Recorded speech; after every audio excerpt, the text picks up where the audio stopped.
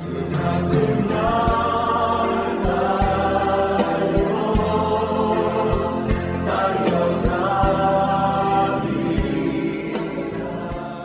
누가복음 2장 1절부터 7절까지 한 목소리로 읽을까요? 시작.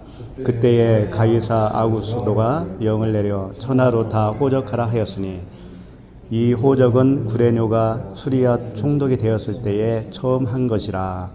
모든 사람이 호적하러 각각 고향으로 돌아가매 요셉도 다윗의 집 족속이므로 갈릴리 나사렛 동네에서 유대를 향하여 베들레헴이라는 다윗의 동네로 그 약혼한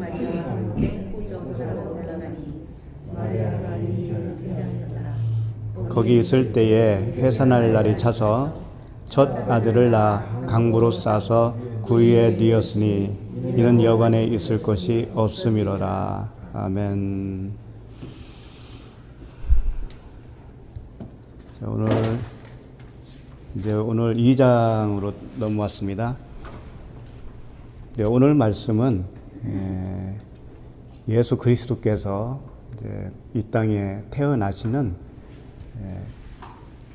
마리아를 통해서 이 땅에 오신 그 부분을 이제 살펴보게 되겠습니다. 이제 우리가 그 성경을 볼 때 성경의 내용을 우리가 그 복음으로 다 이해를 했다면 거꾸로 보나 순서가 바뀌어도요 다 이해가 돼요. 예를 들면 창세기서부터 시작을 하나, 계시록에서부터 하나 다 이해가 되거든요. 아, 그 말씀이 이런 말씀이구나. 이제 문제는 그 말씀이 나와 이제 한 몸을 이루어야 돼. 한 몸. 그게 연합 아니에요? 하나님과 하나 되는 거. 그런데 이 하나됨이 하나님 편에서 우리를 바라보는 그 시각이 있고 우리가 또 하나님을 바라보는 시각이 있어요. 입장이 좀 다르죠. 하나님은 은혜를 베푸시는 쪽이요, 우리는 은혜를 받는 쪽이니까 다르죠. 그래서 오늘 말씀은 하나님 입장에서 그 하나가 있고 또 하나는 우리 입장에서 그 입장이 있는 거예요, 서로가. 그래서 두 가지로 이해를 할 수가 있어요. 이제 하나님 편에서 먼저 보신다면 하나님이 이 땅에 내려오심이거든요. 예수님이 이 땅에 태어났다고 하는 것은 그분이 오신 거잖아요. 근데 우리는 그분이 오심을 바라보다가 그분을 맞이하게 되는 입장이고요. 틀리죠. 그래서 오늘 말씀을 일단 큰 그림으로 보는 것이 좀 유익하겠다 생각이 돼요. 예를 들면은 이제 공교롭게도 1절부터 7절까지 이렇게 잡았잖아요. 그럼 이게 창세기 첫날부터 7째 날까지로 봐도 무방할 정도예요, 오늘 말씀이. 그리고 출애굽 여정과도 같아요. 출애굽 여정. 우리가 잘 알듯이 창세기는 애굽으로 들어가고 끝나죠. 가나안 땅에서 시작을 해서 애굽으로 들어가고 끝을 맺어요, 창세기는. 근데 출애굽은 어때요?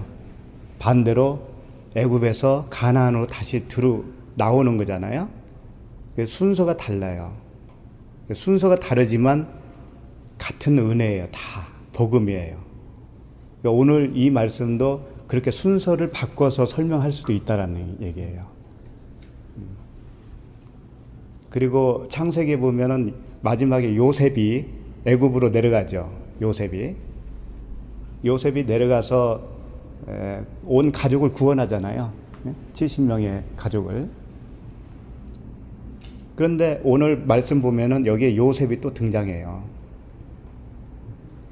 이 요셉이 그 요셉과 입장이 같은 거예요. 그러니까 요셉이 베들레헴으로 가서 마리아가 예수님을 낳죠. 근데 그 창세기에 나오는 요셉이 애굽으로 들어갔는데 그 후대 중에서 누가 나오던가요? 여호수아가 나오죠. 여호수아. 그 여호수아가 예수예요. 예. 히브리어로는 예슈아라고 그러죠. 예. 그 이제 헬라어로 말하면 예수스예요. 예수예요. 그러니까 여기 요셉도 요셉을 통해서 마리아를 통해서 예수님이 탄생하듯이 창세기에서도 요셉을 통해서 그 후손이 여호수아가 탄생하는 거예요. 그래서 여호수아가 가나안 땅으로 민족을 끌고 들어가잖아요. 그러니까 오늘은 예수님이 태어나셔서 이제 애굽에서 그 흑암의 세력의 아래에 있는 사망의 그늘 아래에 있는 모든 백성들을 끌고 이제 나갈 거란 말이에요. 나가기 전에 이제 애굽으로 들어간 거죠. 본인이 애굽으로 들어가는 거예요, 이게. 그래서 하나님은 하나님의 애굽으로 들어갔다고 하는 것은 하나님이 사람이 됐다는 거고 죄인이 아닌데 죄인이 되었다는 것과 똑같은 거예요. 원래 짐승이 아닌데 짐승이 되어주신 거예요, 그분이. 오늘 말씀은 그런 맥락이라고요. 그러니까 이제 1절부터 한번 대략 다시 한번 보시면, 그때의 가이사 아구스도가 영을 내려 천하로 다 호적하라 하였으니, 호적하라고 하는 것은요, 쉽게 말해서 이거예요. 내 아들이 되어라, 그런 뜻이에요. 그럴 거 아니에요. 가이사가 왕이잖아요. 임금이잖아요. 황제. 그러면 자기 나라 백성으로 호적을 하라는 얘기는 뭐예요? 내 아들이 되어라, 그거잖아요. 그러니까 하나님이 가이사라고 봐도 돼요. 하나님이 내 백성이 되어라, 그런 거예요. 다른 말로 하면 창세기 창조 그 기사로 말하면 빛이 있어라 하고 똑같은 거예요. 빛이 있어라. 아들이 빛이 있잖아요. 응? 그런데 문제는 빛을 나눴죠? 빛을 어둠과 낮으로, 밤과 낮으로 나눠버렸어요. 빛과 어둠으로 나눠버렸어요. 그게 첫째 날이에요. 그렇죠? 그러니까 이제 여기서 보면은 첫째 날, 둘째 날은 똑같아요. 첫째 날은 빛을 밤과 낮으로 나누었고, 둘째 날은 위의 물과 아랫 물로 나눠버렸어요. 그러니까 그 자체는 생명이 아니라고요. 그래서 오늘 2절도 보시면은 이 호적은 구레뇨가 수리아 총독이 되었을 때에 처음 한 것이라.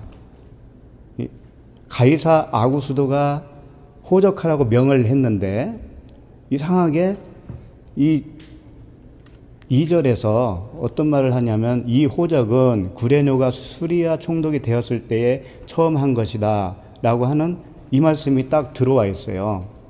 근데 이게 무슨 뜻인지 도무지 알 수가 없어요. 왜 이 말씀이 여기에 들어와야 하는지. 왜냐하면 수리아는 유대 나라가 아니잖아요. 이스라엘이 아니잖아요. 수리아가. 그러니까 수리아 총독이 이스라엘을 다스리는 것도 아니에요. 그렇죠? 근데 구레뇨가 수리아 총독이 있을 때 이런 일이 있었다라고 여기에 말씀을 해 놓으셨어요. 그래서 이제 그 의미는 좀 이따가 풀기로 하고, 3절을 보세요. 3절 보시면 모든 사람이 호적하러 각각 고향으로 돌아가매 그랬습니다. 그럼 이제 호적을 하는데 어떤 사람들은 자기 고향이 다 다를 거 아니에요. 근데 우리의 입장에서, 하나님 입장에서는 고향이 둘밖에 없어요. 하나는 하나님의 나라 고향이냐, 아니면 이 땅의 나라 고향이냐, 요거예요. 그런데 각각 고향으로 돌아갔잖아요. 이게 이제 갈라진다는 거예요. 여기서 갈라짐이에요. 예를 들면 이거죠. 홍해를 건널 때 건너온 사람은 제대로 간 거거든요. 제대로 가서 그 고향을 맞이하게 되는 거고, 홍해를 건너지 못한 사람들은 거기가 고향이에요. 건너지 않은 그 애굽이 고향이에요. 이게 나눠진다고요. 각각 나눠지는 거예요. 그러니까 이게 출애굽에서 홍해를 건너는 그런 시기와 똑같은 거예요. 이게 3일째란 말이에요. 3일. 그러니까 어느 고향으로 가느냐에 따라서 살아나느냐 죽느냐 그게 이제 갈라지는 거예요. 그게 홍해예요. 홍해. 그 다음에 네 번째 4절 요셉도 다윗의 집 족속이므로 갈릴리 나사렛 동네에서 유대를 향하여 베들레헴이라 하는 다윗의 동네로 이렇게 되어 있죠. 그러니까 지금 그 요셉과 마리아가 이제 어디로 향해서 가냐면 유대를 향해서 베들레헴이라고 하는 곳으로 가는 거예요. 그게 어디예요? 출애굽으로 말하면 가나안이잖아요. 근데 이게 가는 여정이잖아요. 지금 이 4절 자체는 이게 광야의 삶인 거예요. 이게 출애굽으로 말하면. 그리고 창세기로 말하면 네 번째 날에 해당되죠. 네 번째 날. 그 다음에 5절 보면 그 약혼한 마리아와 함께 호적하러 올라가니 마리아가 이미 잉태하였더라. 광야에서 여자가 그 해산할 기간이 차는 게 뭐예요? 해산의 잉태의 수고와 해산의 수고, 이것이 광야에서 일어나는 일이잖아요. 그래서 이제 광야를 거쳐서 가나안에 들어가서 거기서 해산하는 거예요. 그러니까 6절 보면 해산할 날이 차서 그러잖아요. 해산할 날이 차서.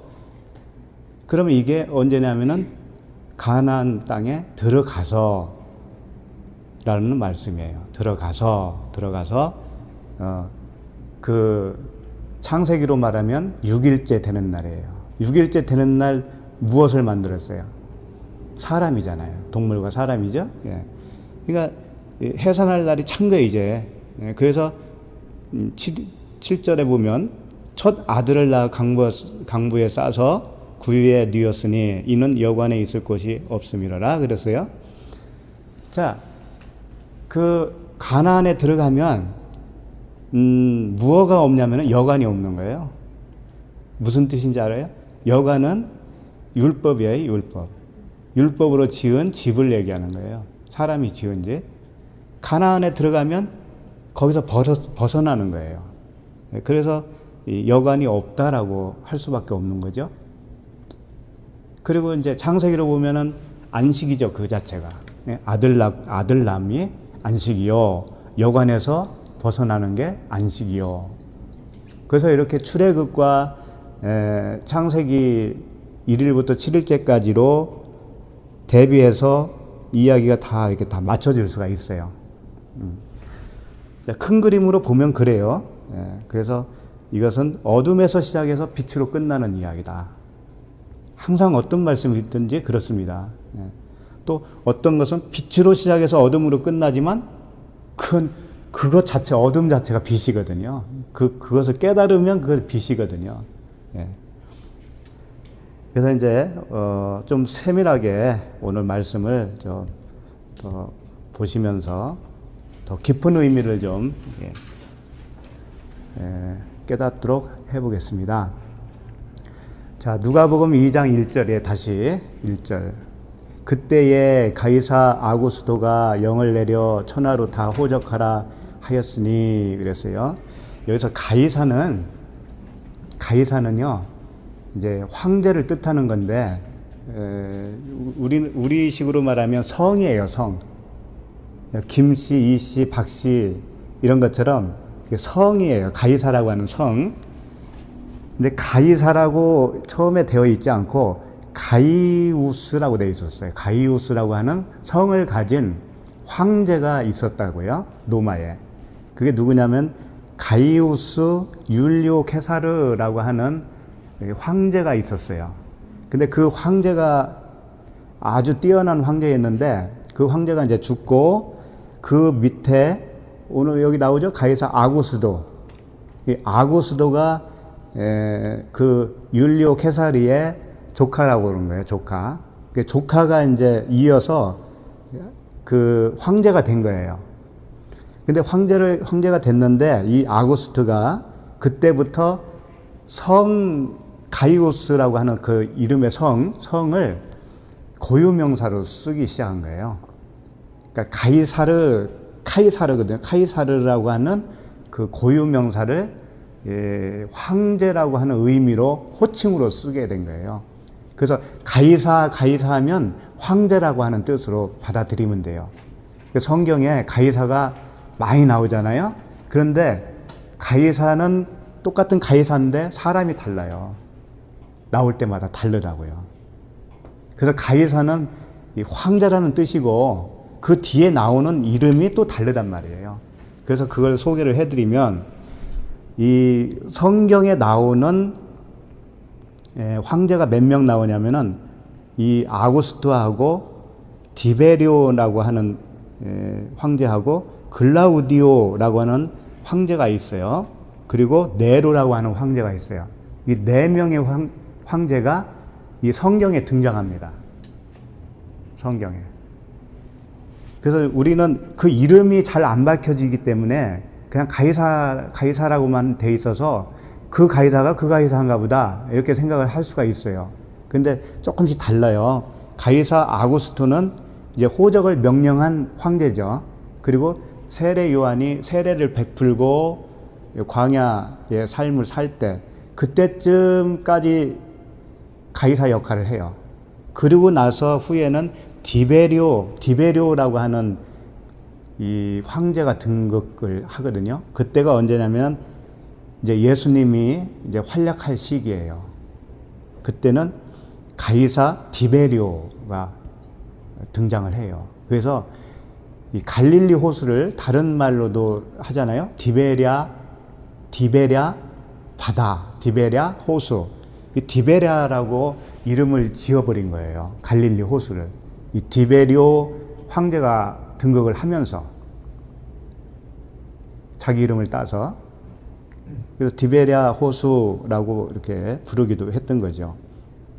그 다음에 이제 가이사 글라우디오라고 하는 사람이 있는데 이것은 이제 복음서가 끝나고 사도행전에 사도들이 활약을 할 시기에 그때 이제 황제예요. 글라우디오. 그래서 사도행전 11장 28절에 보면 이렇게 기록이 되어 있어요. 그 중에 아가부라 하는 한 사람이 일어나 성령으로 말하되 천하에 큰 흉년이 들리라 하더니 글라우디오 때에 그렇게 되니라. 글라우디오 때에 그렇게 되니라.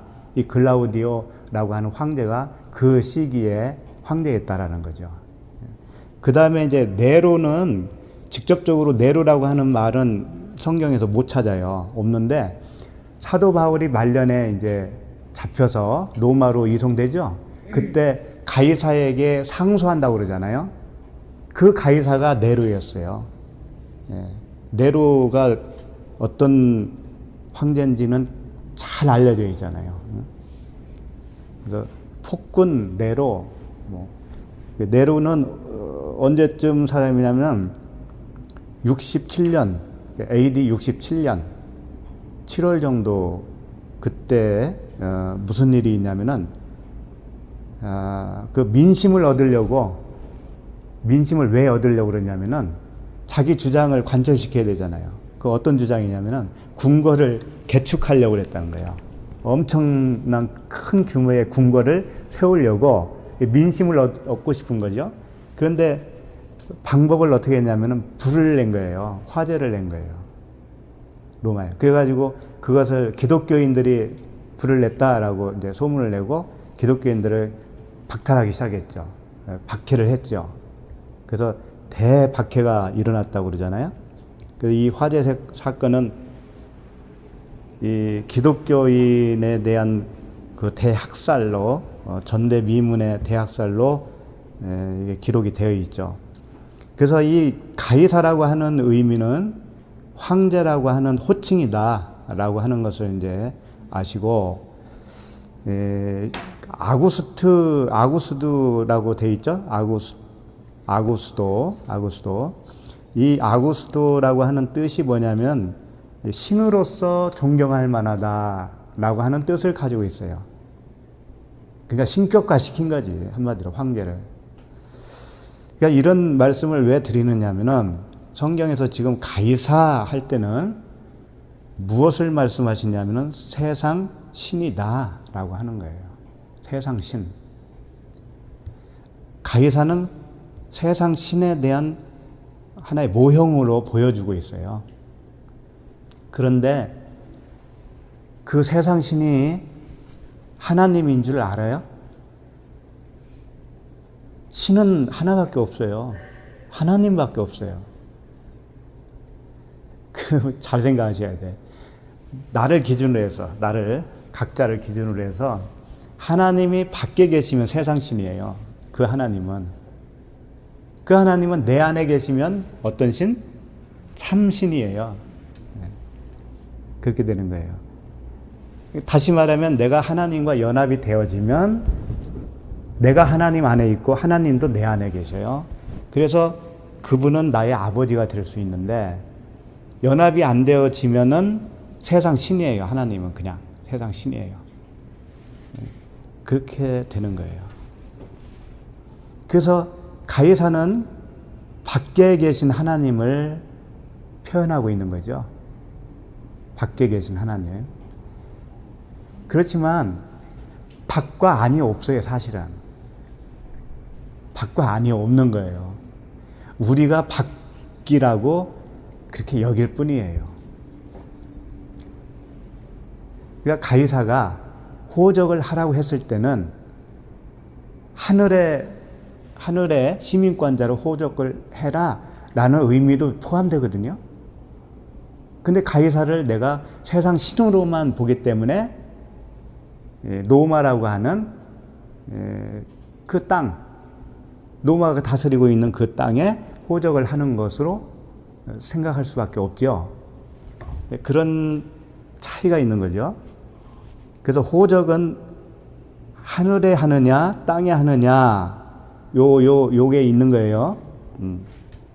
근데 이제 2절을 보면은 이런 말이 있어요.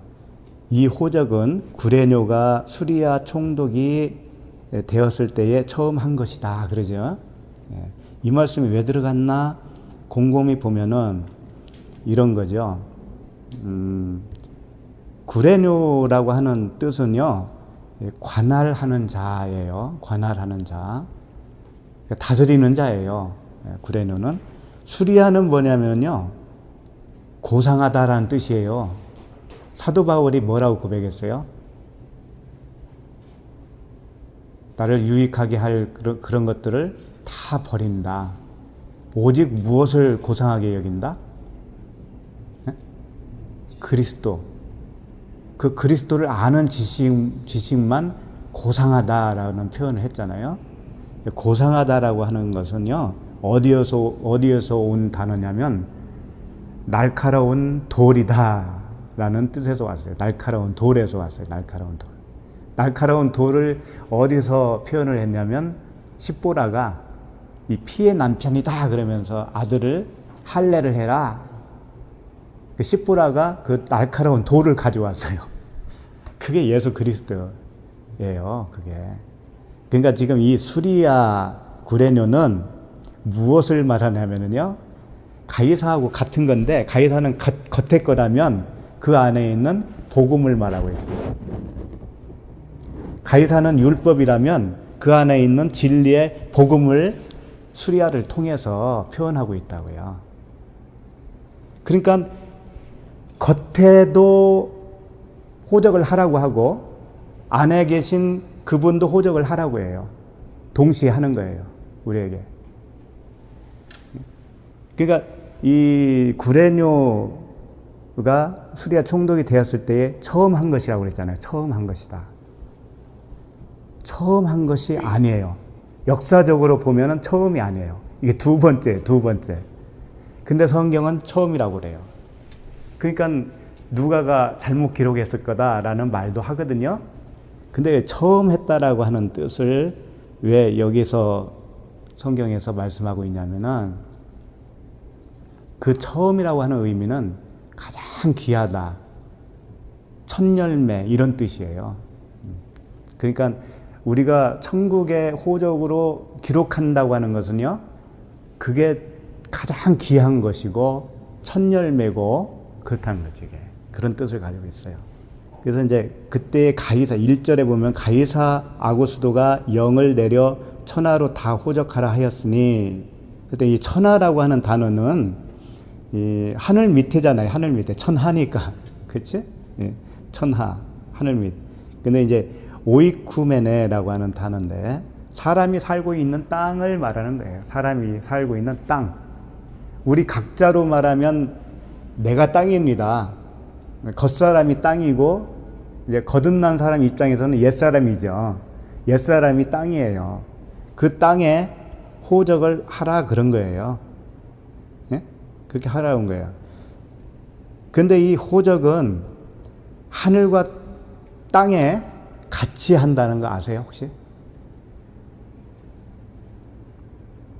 호적은 반드시 하늘에도 하고 땅에도 해요. 그걸 이제 설명해 드릴게요. 그래서 이런 말을 하죠. 본향을 찾는다. 본향. 우리는 본향이 있다 그러잖아요. 돌아갈 본향이 있다. 그러면 거기에 호적이 되어 있다라는 거잖아요. 네? 호적이 돼 있어요. 이미 돼 있는데 땅에서도 호적을 해야 돼. 땅에서도 호적을 해야 돼. 그 말이에요. 그럼 호적은 언제 하느냐? 호적을 하라고 하는 말을 들어야 하는 거예요. 그렇잖아요. 가이사가 호적을 하라라고 명령을 내렸을 때 그때 이제 움직이기 시작한 거잖아요. 그러니까 나에게 있어서는 그 시기가 언제겠어요? 호적을 하라고 말을 들었을 때가 언제겠어요? 응? 하나님 말씀 듣기 시작할 때가 그때예요. 내가 20세에 들었던 30세에 들었던 상관없이 하나님의 말씀을 듣기 시작하면 호적하라라는 의미예요, 그게. 그럼 내가 가서 하는 거냐? 그것도 아니에요. 땅에 호적이 되어요. 들릴 때 그거 아닐까? 하나님 말씀. 그렇죠. 그러니까 들릴 때. 네. 예, 들릴 때. 예, 잘 말씀하셨어요. 예. 들릴 때. 복음을 들을 때. 그때 이 호적이 되어지는데 우리 입장과 하나님 입장이 있다고 그랬죠. 예. 하나님의 입장에서는요, 이렇게 되는 거예요. 찾지는 마시고 에베소서 1장 4절에 보면 이런 말씀이 있습니다. 곧 창세 전에, 그러죠? 창세 전에 그리스도 안에서 우리를 택하사, 우리를 택했다는 것은 호적을 어디에 했다는 거예요? 하늘에 했다라는 거죠. 그러니까 언제 했다라는 거 그게? 창세 전에. 그럼 창세 전이 뭐냐 이거예요. 창세 전이. 창세, 세는 세상이라는 뜻이에요. 그냥 코스모스. 창은 뭐냐면은 처음이라는 얘기인데 카타볼레라는 뜻인데, 카타볼레인데 이 카타볼레는 뭐냐면 밑으로 던져버리다 그런 뜻이에요. 그러니까 씨 뿌린다라고 그러죠. 씨 뿌리는 거. 그 씨 뿌린다가 카타볼레예요. 그러니까 창세 전이니까 뭐예요? 씨 뿌리기 전이겠죠. 씨 뿌리기 전이 창세 전이에요. 내가 50세에 하나님을 만났으면 그때가 씨 뿌렸던 거예요. 그때가 바로. 그게 창세예요. 그 사람에게는. 그러나 반드시 창세 전에 오시는 거잖아요. 그분이 먼저 오시는 거니까. 그러니까 하늘에 이 호적은 하나님이 해주시는데 언제 하냐면 먼저 해주시고 나에게 너 땅에다가 호적을 해 이렇게 하시는 거예요. 그러니까 순서는 우리 입장에서는 내가 먼저 하는 것 같지만 하나님이 먼저 하시는 거예요. 항상 하나님이 먼저예요. 그러니까 우리는 이 땅에 호적을 한 것은 언제 한 거냐면 내가 율법 아래에 있었구나 라고 하는 것을 아는 순간에 그게 호적이에요. 땅에다가 하는 호적이에요. 내가 그 흑암이었고 혼돈이었고 공허였구나. 라는 것을 깨닫게 됐을 때 그게 율법 아래에 있었던 거잖아요. 율법 아래에서 내가 거기에 있었구나라고 하는 것을 알게 되는 순간 드디어 율법 아래에 있는 거예요. 이제 거기서 구원해야 되잖아요. 이제 내가 율법 아래에 있다라는 걸 모르면 구원을 못해요. 하나님도. 그러니까 율법 아래에 있는 자가 맞구나, 내가 생명이 없구나 라고 하는 걸 깨달으면 그때 이제 비로소 베들레헴에서 가서 호적을 하는 거예요. 그게. 그래서 이제 그 히브리서에는 히브리서 11장 14절에 보면 그들이 이같이 말하는 것은 자기들이 본향 찾는 자임을 나타냄이라. 그들이 나온 바 본향을 생각하였더라면 돌아갈 기회가 있었으려니와. 이게 무슨 얘기냐면 출애굽을 했던 그 백성들이 본향을 찾는 것이었다라고 하는 거예요. 그런데 본향은 그들이 가시적으로 모형적으로 생각하고 있는 본향은 뭐예요? 어디예요? 가나안이잖아요. 가나안. 아브라함이 가나안에 살았잖아요. 그 사람들의 본향은 가나안이라고 생각하는 거예요. 그리고 약속의 땅이었잖아요. 그러니까 그게 본향이야. 본향인데 진짜 그게 본향이었다면 이런 얘기예요. 히브리서에서 지금 말씀하고 싶은 게 그것은 모형적인 본향이고 진짜 본향은 하늘에 있는 것이다 라고 하는 것을 말씀하고 있는 거거든요. 계속 읽어보면 그들이 이제는 더 나은 본향을 사모하니 그러잖아요. 더 나은 본향을 사모하니 곧 하늘에 있는 것이라. 이러므로 하나님이 그들의 하나님이라 일컬음 받으심을 부끄러워하지 아니하시고 그들을 위하여 한 성을 예비하셨느니라. 이 한 성은 새 예루살렘이에요. 그래서 이 본향과 고향이 있는 거예요. 고향과 본향. 그러니까 우리 입장에서는 땅에서, 고향에서 시작을 해서 본향을 찾는 겁니다. 본향으로 돌아가는 거예요. 그게 우리의 삶의 여정이에요. 그러면 고향을 떠나서 본향을 찾으면 이 고향에서는 우리가 어떤 신세가 되는 거예요? 나그네와 행인이잖아요. 그래서 이 세상에서는 우리가 나그네요, 행인같이 사는 거죠. 그 본향이 진짜 본향이니까. 그리고 시민권이 하늘에 있는 거죠, 우리는. 처음에는 시민권이 어디 있었냐면 땅에 있어요. 그러다가 에녹처럼 들림 받으면, 정말 그 안식에 들어가면, 그럼 본향을 찾은 거거든요. 그러면 나그네와 행인인 거예요. 나의 시민권은 하늘에 있다. 이렇게 고백할 수가 있는 거죠. 그래서 빌립보서 3장 20절에 보면 그러나 우리의 시민권은 하늘에 있는지라 거기로부터 구원하는 자 곧 주 예수 그리스도를 기다리노니. 주 예수 그리스도를 기다리는 것이 본향을 찾는 거예요. 본향이 어딘지를 알기 때문에 그분을 기다리는 거죠. 그러면 그분이 오셔요. 이게 구름 타고 재림하는 그런 거 있잖아요. 예? 지구상에 이렇게 재림한다고 하는 그런 거 아닌지 알죠? 예. 구름은 허다한 구름이라고 그러죠? 허다한 구름. 허다한 구름이 계시록에서는 어떻게 표현하냐면은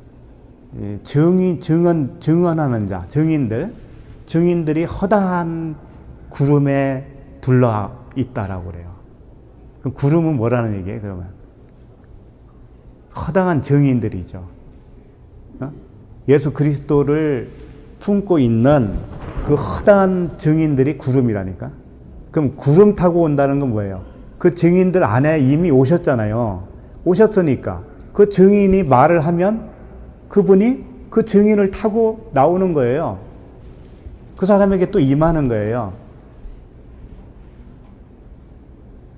하나님과 우리밖에 없어요. 그러니까 이 우리는 시민권이 반드시 하늘에 있다. 그러면 이게 왜 중요할까요? 네? 그냥 이 땅에서 살다가 가면 되는데 왜 굳이 이 본향을 찾는 그 여정을 주시고 힘들게 가도록 하느냐는 거죠. 무엇이 그렇게 좋길래 그 본향에 가는 게 얼마만큼 영광이길래 다 우리들 그런 여정을 지내왔잖아요. 힘든 여정을 지내왔잖아요. 이 땅에서 호적을 했었는데 이 땅에서 나그네가 되게 하려고 하는 목적이 있단 말이에요. 그래서 우리가 그 떠나는 게 힘든 거잖아요. 왜 그럴까요, 도대체가?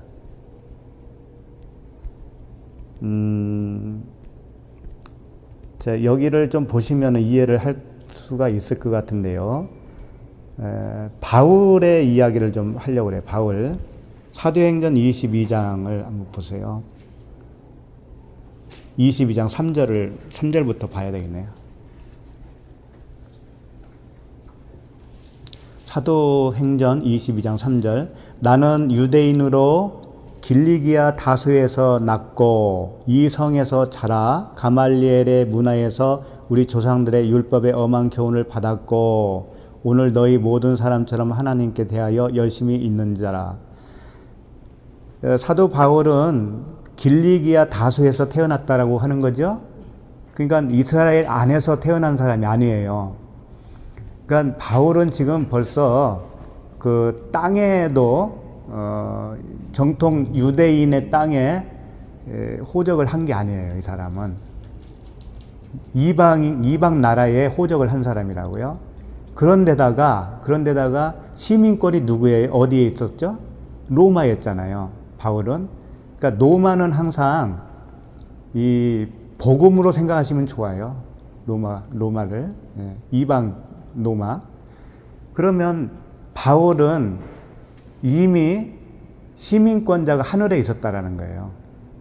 그리고 자라기는 어디서 자랐냐면은 가말리엘 문화에서 율법을 배우면서 자랐다 그런 얘기죠.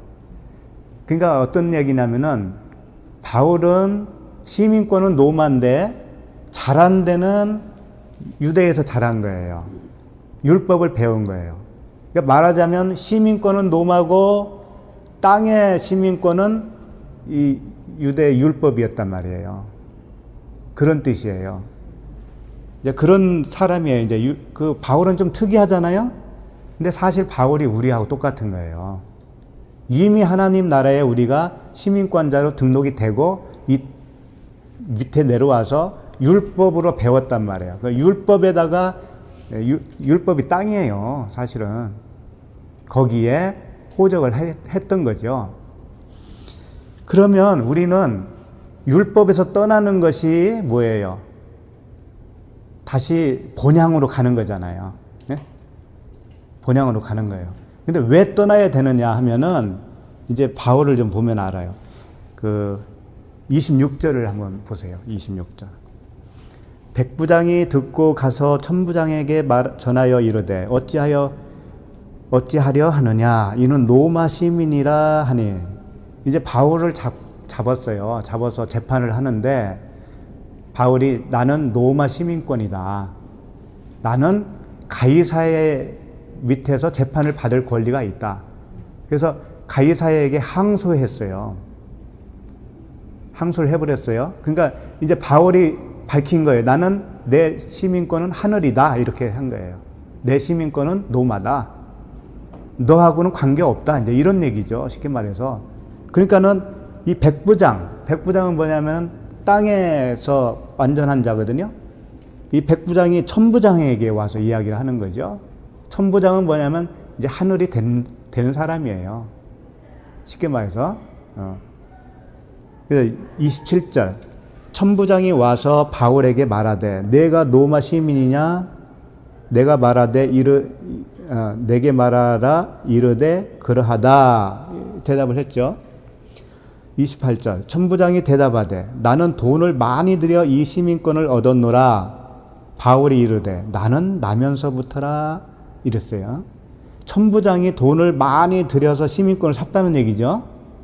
오늘날로 말하면 어떤 걸까요? 돈을 많이 들였다는 건 뭐예요? 자기 소유를 다 팔았다는 얘기잖아요. 네? 나라고 하는 율법 아래에 있는 나, 육신의 정욕, 안목의 정욕, 이생의 자랑을 다 팔았어요. 다 팔아서 이 로마의 시민권, 하늘의 시민권을 얻었다. 그런 의미예요. 이 천부장은 하늘의 사람이니까. 그랬더니 이 바울은 뭐라고 그래요? 나면서부터라 그러잖아요. 나면서부터라는 건 뭐냐면 하나님이 나를 먼저 등록을 해 주신 거야. 그게 같은 거예요? 틀린 거예요? 같은 거예요. 그랬습니다. 그랬더니 이제 29절에 신문하려던 사람들이 곧 그에게서 물러가고 천부장도 그가 로마 시민인 줄 알고 또 결박한 것 때문에 두려워하니라. 자, 천국 시민, 로마 시민이라고 밝히는 순간 어떻게 돼요? 그 바울을 잡아온 사람이나 바울을 공격했던 그 모든 사람들이 어떻게 돼요? 물러가죠? 물러가잖아요. 바울을 어찌 하지 못하잖아요. 그게 이 세상의 우리란 말이에요. 왜 우리가 시민권자가 하늘에 있어야 되는가를 보여주는 이게 단면이거든요. 우리가 세상 사는데 어렵잖아요. 예? 고통스럽고 정말 고민투성이고 그렇죠. 그런데 내가 시민권자가 하늘의 시민권자가 되는 순간에 세상이 더 이상 나를 공격하지 못하는 그런 상황으로 되어진다는 거예요. 그렇지 않으면은 사도 바울을 계속 공격하고 죽이려고 해요. 근데 로마 시민권자라고 하는 게 밝혀지는 순간 세상 세력이 싹 물러가잖아요. 우리가 그렇다니까, 우리가 땅의 신분에 계속 있기 때문에 땅의 영향을 받는다 이거예요. 왜? 법이잖아요, 땅은. 그러면 땅의 법을 내가 따라야 되기 때문에 땅은 항상 나를 죽이려고 해요. 이 세상은 나를 죽이려고 하거든요. 율법은 나를 정죄해요. 그래서 모든 일들은 나를 공격해오는, 세상 일은 다 나를 공격하는 일로 나올 수밖에 없어요. 그럼 거기서 우리는 자유를 못 누린단 말이에요. 돈이 많은 사람은 돈이 많은 사람대로, 가난한 사람은 가난한 사람대로, 건강한 사람은 건강한 사람대로, 병든 사람은 병든 사람대로 땅의 시민권으로 그대로 있는 한 이 괴로움과 고통은 지속적이에요. 그래서 하나님은 시민권을 옮겨주고 싶어 하시는 거예요. 그러면은 또 이렇게 생각하죠. 그러면 내가 여기서 시민권으로 하늘의 시민권 얻으면 그럼 잘 되는 거죠? 그럼 부자 되는 건가요? 이쪽으로 또 간다고요. 그게 아니고 내가 시민권이 하늘의 시민권자로 옮겨졌다고 하는 의미는 내가 변한 거예요. 내가 변하면 그 세상을 보는 시각이 변하고요. 내가 당하는 어떤 그런 모든 것들이 달라져요. 이제 모든 게 달라지는 거예요. 내가 달라지면 다 달라지는 거예요. 상황은 똑같아도 달라진 거예요. 그것은 상황은 똑같아, 어제나 오늘이나. 그런데 내가 위로 올라가면 나에게 있어서는 달라진 거예요. 그게 상황은 똑같아, 환경은 대한민국 똑같아. 그런데 내가 달라지면 다 달라진 거예요. 그걸 이제 표현으로 말하면, 다른 표현으로 십자가로 말하면, 내가 세상에 대해서 죽으면, 못 박히면 그런 거예요. 세상에 대해서 십자가에 못 박히면 세상도 나에 대해서 못 박은 거거든요. 세상도 나를 어찌하지 못해요. 그러니까 하나님은 그 방법을 주시는 거예요. 그 방법. 그런데 그럼 또 이런 생각을 할 거예요. 그러면 이 세상 어려움은 계속 지속되는 거네요. 또 이렇게 또 이제 이런 질문 자체도 끝까지 지금 육을 생각하고 있는 거잖아요. 육신적인 생각. 그렇죠? 끝까지 유익이 편하게 살 건가? 편하지 못하게 살 건가? 여기에만 관심이 있는 거예요.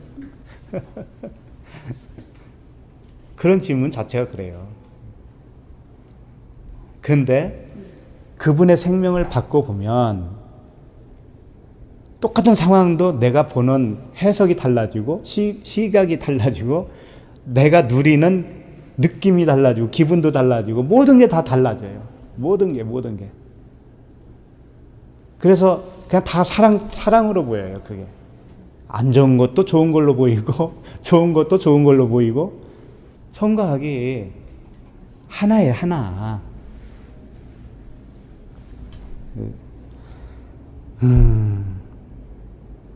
그러니까 가이사에게 가는 동안에 누가 보호를 해요? 사도 바울은 철저하게 보호를 받잖아요. 그죠? 로마까지 가는 데 있어서 철저하게 보호를 받는다니까. 그러니까 우리가 그렇게 되는 거예요. 그 하나님 아버지, 이미 하나님 아버지가 계시지만 우리가 육을 벗는 동안에 철저한 보호가 있다 이거예요. 하나님이 그런 거 염두에 두지 않고 우리에게 복음을 줄 것 같아요? 이 복음 안에는 이 세상에 사는 문제까지도 다 포함돼요. 걱정하지 마시라고요. 겁을 내는 내가 겁을 내면서 10년을 살 거냐? 응? 웃으면서 똑같은 상황이지만 웃으면서 살 거냐? 그건 하늘과 땅의 차이예요. 그러니까 하나님이 바울에게 그랬어요. 바울아, 두려워하지 말라. 내가 가이사 앞에 서야 하겠고 또 하나님께서 너와 함께 항해하는 자를 다 내게 주셨다 하였으니. 27장 24절에 있는 말씀이에요. 그러니까 우리가 복음을 너무 헌신짝처럼 생각해서는 안 돼요. 값싼 복음으로 생각하시면 안 돼요. 복음을 들으면 복음은 항상 그러잖아요. 기도를 해도 어떤 기도를 말씀하시고 그 세속적인 기도 아니라고 그러잖아요. 우리 삶 자체를 완전히 다르게 해석을 해주셔요. 그렇게 되면은 그러면 우리는 뭐하지? 이렇게 된다고요. 우리는 뭐하지? 아, 이렇게 살아도 되나? 이렇게 편하게 살아도 되나? 이런 생각도 들고, 뭘 해야 되거든, 사람은. 뭐라도 이렇게 선한 행동이라도 해야 되고. 그런데 하나님의 마음으로 사는 자는 하나님으로 사는 것과 같은 거예요, 그게. 하나님으로. 그러면 그 사람은 어떻게 살아야 되는지를 방식을 알아요. 스스로가 안다고요. 그래서 그렇게 사라져요. 그렇게 사라져. 그러니까 호적은 사실은 주님이 먼저 해주시고요. 우리에게 땅에 가서 잠깐 거기다 호적하고 그리고 배우고 와라. 이러시는 거예요. 자, 누가복음으로 다시 가서요. 2장 3절을 보시겠습니다. 그러니까 중요한 거예요. 우리가 나라고 하는 땅에서 벗어나지 못하면 이 세상은 나를 항상 공격해와요. 항상 얽어매와요. 그러면 내가 여기서 죽으면, 쉽게 말해서 호적이 옮겨지면은, 시민권이 옮겨지면 이 세상의 사람이 아니잖아요, 우리가. 소속이. 그렇기 때문에 세상이 나를 요구를 못하는 거예요, 그때부터는. 나에 대해서 이러라 저러라 요구를 못해요. 하나님이 그렇게 만드신다니까. 그런 원리예요, 이게. 뭐 참아내고 그런 거 아니에요. 돛 닦고 이런 거 아닙니다.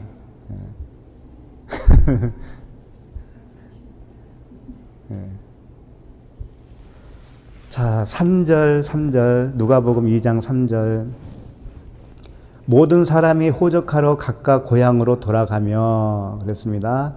이제 본향이 있는 사람은 반드시 정해진 고향에서 호적을 해요. 그것이 이제 베들레헴이다 그런 뜻입니다.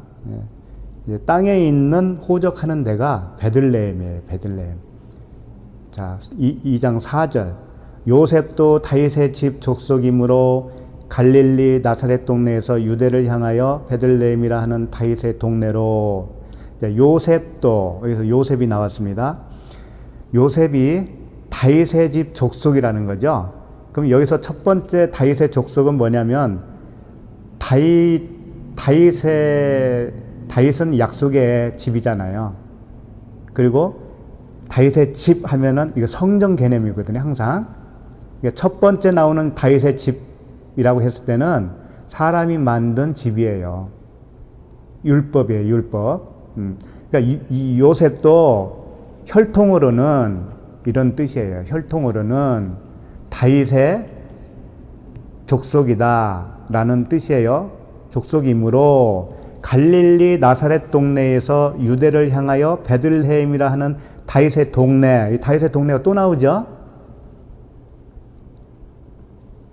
응? 그렇죠? 다윗의 동네로 향해서 간다 이겁니다. 그러면 갈릴리 나사렛을 먼저 생각을 해요. 갈릴리 나사렛이라고 하는 뜻은 뭐냐면 갈릴리에서 주님이 제자들을 부르시죠. 저희 가룟 유다 빼고는 다 갈릴리 출신이에요. 그럼 갈릴리가 어떤 특별한 의미가 있는 거예요. 갈릴리에서 제자들을 부르신 다음에 예수님이 십자가에서 다 이루시고 부활하시고 나서 갈릴리로 또 불러요. 제자들을. 그러니까 이 갈릴리가 참 뭔가 의미가 있는 거죠. 갈릴리는 뭐냐면은 전에도 한번 표현해드렸을 거예요. 갈릴리라고 하는 것은 갈갈에서 왔거든요. 또 갈갈에서 왔고 길갈에서 왔어요. 길갈, 갈갈 다 어떤 뜻을 가지고 있냐면은 구르다, 회전하다, 도는 받기, 회오리 이런 뜻이에요. 도는 받기 이게 뭐겠어요? 이게 성령을 뜻하거든요. 성령님. 그러니까 수레바퀴 할 때 이 바퀴가 인도하잖아요. 수레를. 그러니까 우리를 인도하시는 분은 성령이시잖아요. 그러니까 그 바퀴가 성령님이시라고요. 이 갈릴리는 그래서 성령님이 운행하시는 곳이에요. 그리고 나사렛은 뭐냐면 나시린에서 왔다고 그랬죠. 나시린, 나사렛. 그러니까 갈릴리 동네에 나사렛이라고 한다고 하면은 성령이 운행하시는 그 동네에 사는 나시린 그런 뜻이에요. 그러니까 거기서 제자들을 부르고 그 다음에 제자들을 부활하신 후에 제자들을 거기서 또 그쪽으로 이끄시는 거죠. 그러니까 처음에 갈릴리에서 불렀다고 하는 것은 원래 그 진리 안에 있었던 그 사람들을 진리를 모르니까 끄집어내서 교육을 시키는 거예요. 광야에서. 하나님이 그랬잖아요. 먼저 우리를 호적을 해놓고 우리를 어디로 보내는 거예요? 세상으로 보낸 거잖아요. 교육받으라고. 그런 거란 말이에요. 그러니까 갈릴리에 있지만 걔네들이 몰라. 하나님을 만난 적이 없었으니까. 성령이 계신 곳에 있었는데 모른다니까. 우리도 성령과 함께 계셨습니다. 항상. 처음부터요. 하나님이 뭐 들어오고 나가고 그런 분인 것 같아요. 그런 개념이 아닌 거예요. 우리는 그냥 태어나면 그냥 같이 계신 거예요. 하나님하고 우리는 원래. 우리가 숨 쉬는 것조차도 하나님이 쉬게 해 주시는 거잖아요. 하나님이 안 해주면 우리는 단 1초도 못 산다니까. 그렇게 살아왔어요, 우리가. 근데 모르잖아. 그래서 끄집어내는 거예요. 갈릴리에서 끄집어내서 제자들을 훈련시킨 다음에. 그래서 그들이 다 배우고 예수님이 부활하시고 오셔가지고 숨을 내쉬잖아요. 숨을 후 하시면서 성령을 받으라 그러죠. 그게 성령을 불어 넣어 주신 거예요, 그들에게. 그들이 그 성령을 이미 받은 거예요, 이 제자들은. 예? 오순절날 제자들이 그때 성령 받았다고 생각하지 마세요. 이미 받은 거예요, 제자들은. 예? 그 제자들이 모여있는 다락방에 주님이 오셨잖아요. 그래서 그 누구 보고 나 만져봐라, 못자국과 옆구리에 창자국 있지 않냐, 도마 보고 그랬잖아요. 도마가 처음에는 도마 없었어.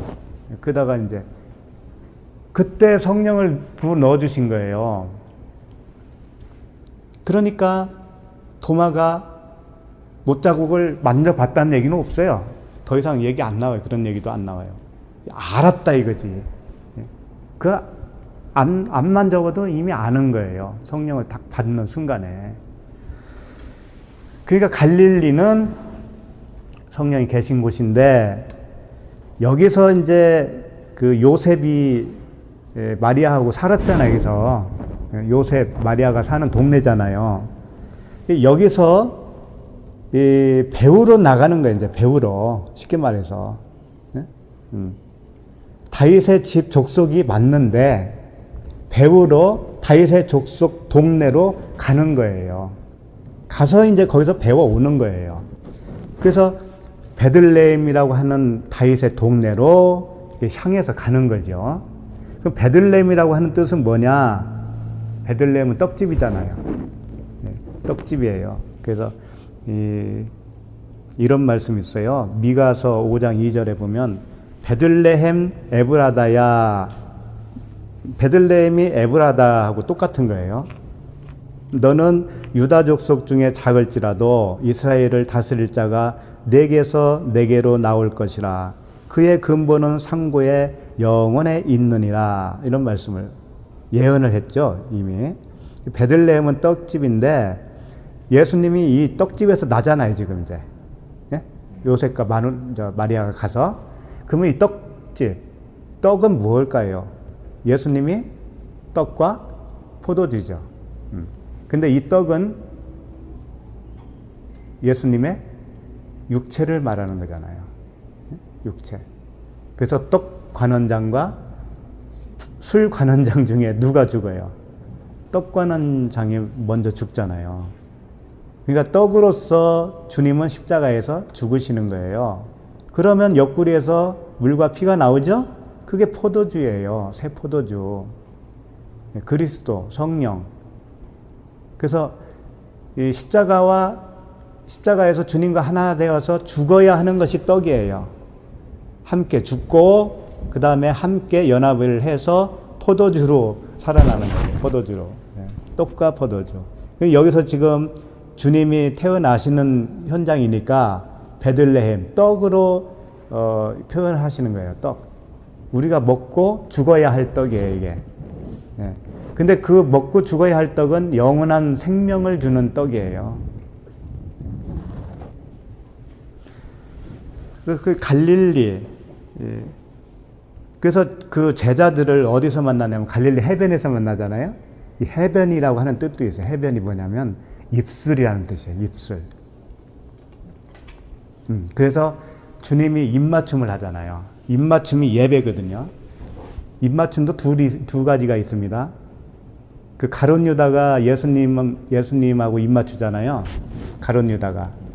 그것은 그 육체로서의 율법과 율법이 만나는 거예요. 주님이 이제 우리와 하나가 되어 주셔야 되니까, 죄의 몸으로 하나가 되어야 되니까, 가룟 유다를 통해서 죄인의 모양으로 죄를 전가시키는 그런 현장의 표현이죠. 그 다음에 두 번째 입맞춤은 뭐냐면 우리가 신령과 진정으로 드리는 예배, 그게 입맞춤이에요. 그래서 갈릴리 해변에서 제자들을 만났다고 하는 것은 거기서 제자들과 입맞춤을 한 거죠. 같은 진리로서 이제 하나가 되는 거예요. 그런 의미입니다. 이제 5절 말씀으로 가면 누가복음 2장 5절 그 약혼한 마리아와 함께 호적하러 올라가니 마리아가 이미 잉태하였더라. 요셉과 약혼한 마리아, 요셉은 그리스도의 모형이기도 합니다. 그리스도의 모형이기도 하고요. 그 그리스도와 신부된 우리들 해서 그 복음의 아들을 낳는 거잖아요. 내가 복음으로 태어나는 게 아들이 태어나는 거거든요. 그런 모습으로도 볼 수가 있는 거예요. 그래서 이 호적하러 가면 잉태를 하는 거예요. 내가 율법 아래 있다라고 하는 것을 깨달으면 그게 호적하는 거라고 그랬죠? 땅에. 그러면 잉태를 하는 거죠. 아들 낳을 준비가 되는 거예요, 이제는. 다 그런 거예요, 이게. 그러니까 요셉이라고 하는 뜻은 더하실 것이다라는 뜻이에요. 더해 주신다, 더해 주신다. 요셉을 통해서 아들이 낳는 거잖아요. 예. 물론 예수님이 요셉의 그런 혈통적인 아들은 아니지만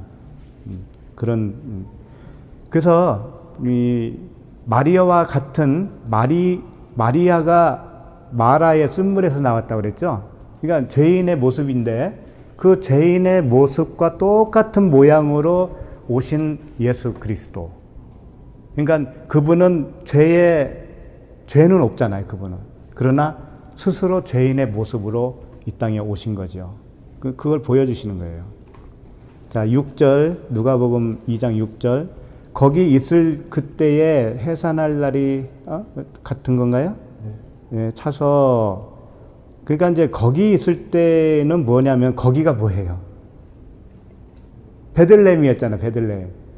베들레헴 떡집이었는데 거기에 있을 동안에 거기 있을 그때에 그러니까 베들레헴은 하나의 광야 교회로 보시면 돼요.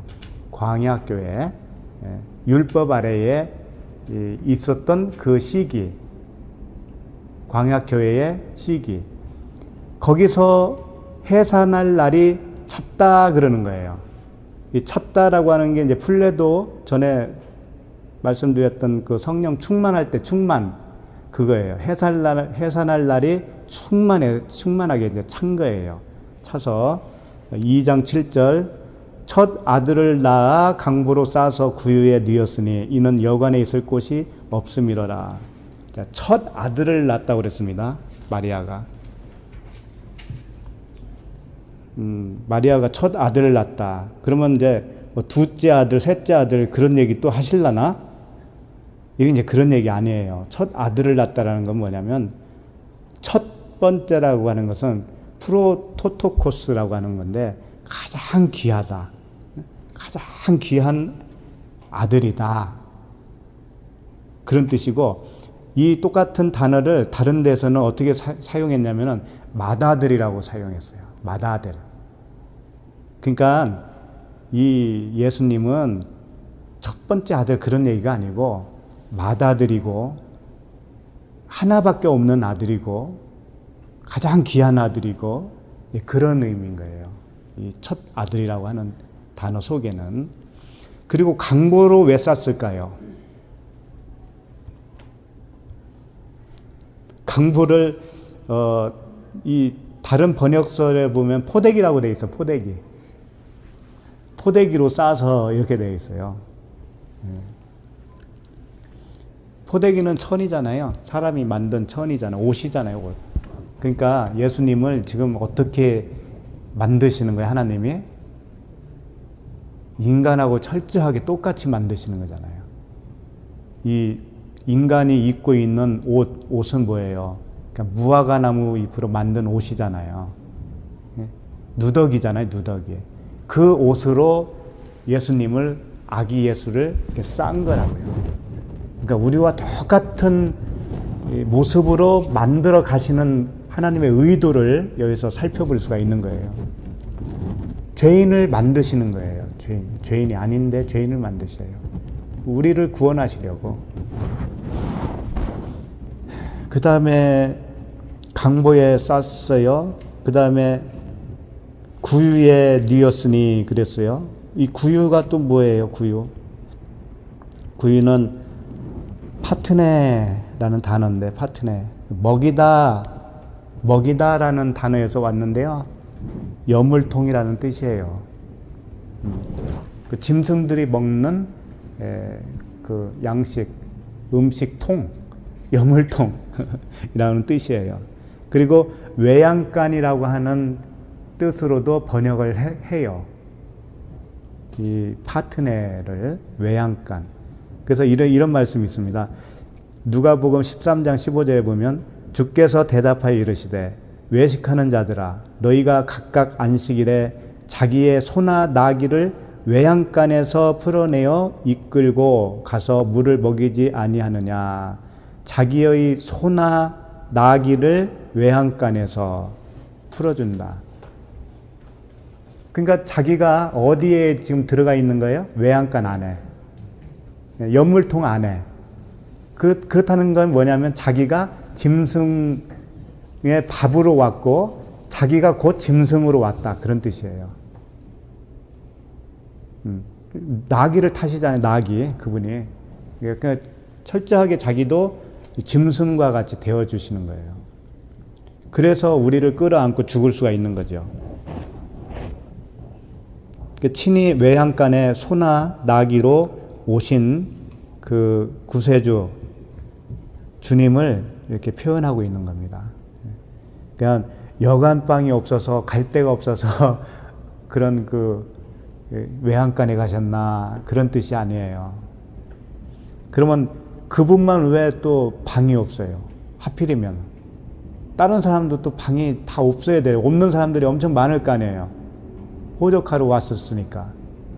그럼 그 사람들 또 외양간에서 자야 되잖아요. 근데 이분만 그랬다니까, 이분만. 그래서 이런 거예요. 그 여관은 뭐냐면 어떤 개념이냐면은 여관을 성전으로 생각하시면 돼요. 사람이 만든 성전, 율법. 주님은 거기에 들어갈 수가 없었던 거예요. 그래서 여관에 머물 곳이 없다라고 한 거예요. 왜냐하면은 하나님은 사람이 만든 성전에 계시지 않다라고 그랬단 말이에요. 근데 그렇게 말씀하신 하나님이 자기가 육체의 성전으로 오셨거든요. 두 번째 성전. 육체로 오신 성전. 그렇기 때문에 사람이 만든 성전으로 들어갈 필요가 없어요. 자기 육체가 성전이니까 그분은. 그리고 세 번째 성전은 뭐예요? 우리들이잖아요, 우리들. 그분이 십자가에서 죄를 도말하시고 그리스도 성령으로서 우리에게 오시면 그럼 우리가 이제 세 번째 하늘, 세 번째 성전이 되는 거죠. 네? 그래서 사도 바울이 세 번째 하늘, 셋째 하늘, 그 셋째 하늘에 다녀왔다고 그러죠. 자기가 자기를 본 거죠. 우리가 그런 모습이에요. 우리도 우리를 보면 깜짝 놀래요. 깜짝 놀라게 돼 있어요. 그 셋째 하늘.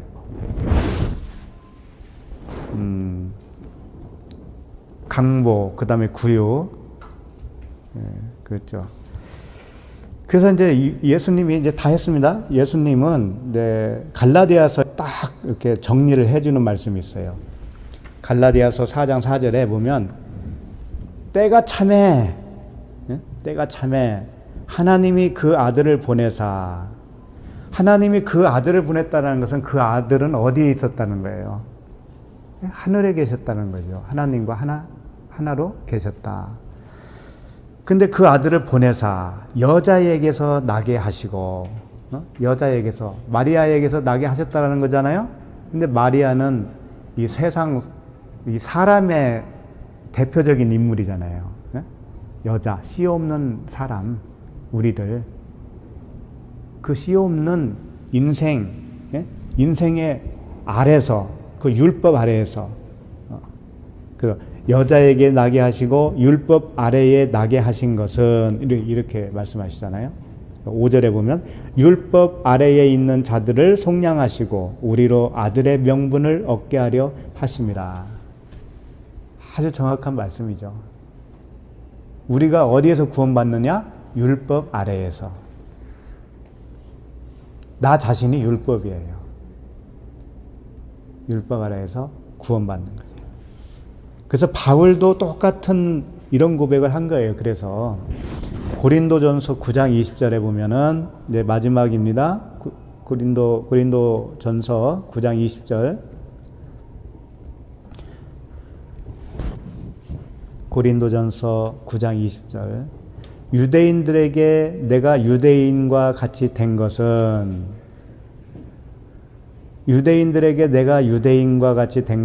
유대인들을 얻고자 함이요.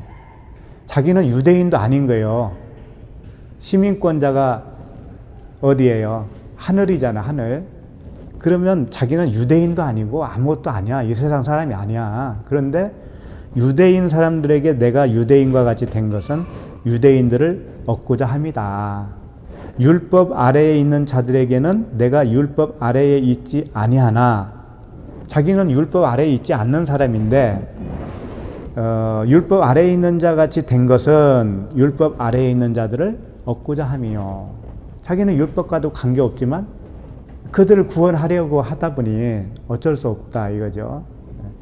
그 다음에 21절. 율법 없는 자에게는 내가 하나님께는 율법 없는 자가 아니요.